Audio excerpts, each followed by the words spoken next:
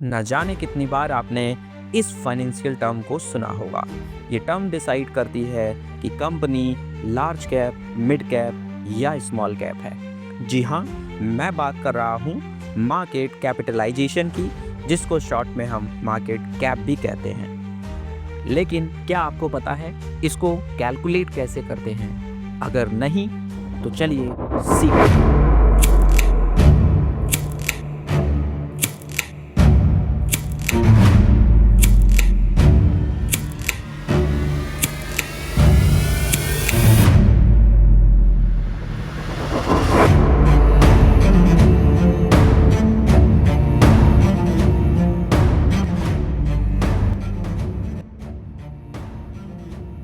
Market cap हमें बताता है कि कंपनी की ओवरऑल वैल्यू और साइज क्या है।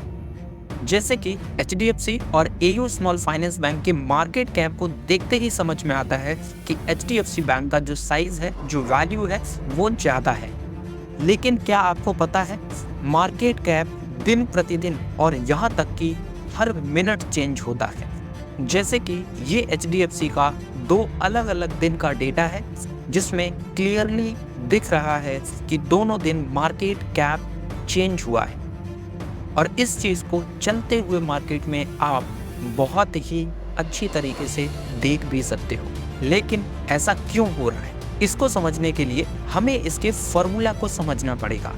सो मार्केट कैप का फॉर्मूला होता है current stock price into number of outstanding shares. ये फार्मूला 2 फाइनेंशियल टर्म से मिलकर बना है और इसी में छुपा है वो राज कि मार्केट कैप चेंज क्यों होता रहता है। जैसा कि हमेशा हम प्रैक्टिकल एग्जाम्पल के थ्रू ही कॉन्सेप्ट को समझते हैं, यहाँ पे मैं एचडीएफसी बैंक का एग्जाम्पल ले रहा हूँ कॉन्सेप्ट को समझाने के लिए। तो जैसा कि आपको दिख रहा है, स्टॉक का प्राइस 1805 है और कंपनी का मार्केट कैप 13,78,000 करोड़ है। सो जब हम कैलकुलेशन करेंगे, अगर मेरा मार्केट कैप 13 लाख करोड़ के आसपास आता है तो हमारा आंसर सही होगा। सो मार्केट कैप निकालने के लिए मेरे को 2 टर्म पता होनी चाहिए, नंबर ऑफ आउटस्टैंडिंग शेयर्स और current stock price. Current stock price अभी हमने देखा है, मेरे को नंबर ऑफ आउटस्टैंडिंग शेयर्स नहीं पता है। So number of outstanding shares company की बैलेंस शीट में आपको मिल जाएंगे। जैसा कि आपको दिख रहा है, ये एचडीएफसी बैंक की बैलेंस शीट का भी एक स्क्रीनशॉट है।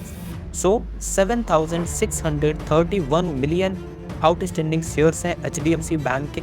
इस नंबर को भी हम करोड़ में कन्वर्ट कर लेते हैं तो थोड़ा सा हमारे लिए आसान हो जाएगा। सो अब हम दोनों वैल्यूज़ को फार्मूला में अप्लाई करते हैं। सो आप देख सकते हो कैलकुलेशन करने के बाद 13,77,395 करोड़ मार्केट कैप आया है। अब आप याद करो, मैंने जब स्टार्टिंग में देखा था तब भी 30 लाख करोड़ के आसपास ही एचडीएफसी बैंक का मार्केट कैप दिख रहा था। इसका मतलब है कि हमने जो कैलकुलेशन किया है वो सही है। सो इस तरीके से आप किसी भी कंपनी का बहुत आसानी से मार्केट कैप निकाल सकते हो। अभी हमारा एक कंसेप्ट बाकी है। आपको मैंने पहले बोला था कि मार्केट कैप किसी भी कंपनी का चेंज होता रहता है। उसका आंसर अभी तक हमने नहीं देखा है। उसका आंसर फॉर्मूले में ही है। सो फॉर्मूले में 2 टर्म है। एक है नंबर ऑफ आउटस्टैंडिंग शेयर्स, जो कि लगभग सेम रहता है जब तक स्टॉक स्प्लिट ना हो। बट एक टर्म है करंट स्टॉक प्राइस। स्टॉक का प्राइस तो चेंज होता रहता है, तो जब स्टॉक का प्राइस चेंज होगा तो मार्केट कैप की वैल्यू भी लगातार चेंज होती चली जाएगी। सो बस यही एक रीज़न है जिसकी वजह से मार्केट कैप कंटिन्यूसली चेंज होते रहता है। सो आई होप आंसर आपको मिल गया होगा। वीडियो आपको इन्फॉर्मेटिव लगी होगी। मैंने कम टाइम में ज़्यादा से ज़्यादा कंसेप्ट को प्रैक्टिकली समझाने की कोशिश की है। सो मेरा आपसे एक ही रिक्वेस्ट है, चैनल को सब्सक्राइब कर लो, बेल आइकन को प्रेस कर दो, ताकि मैं नया कोई कॉन्सेप्ट लेके आऊँ तो आपको उसका नोटिफिकेशन मिल जाए। सो अब मिलते हैं हम लोग नई वीडियो में नए कंसेप्ट के साथ। जय हिंद, जय भारत।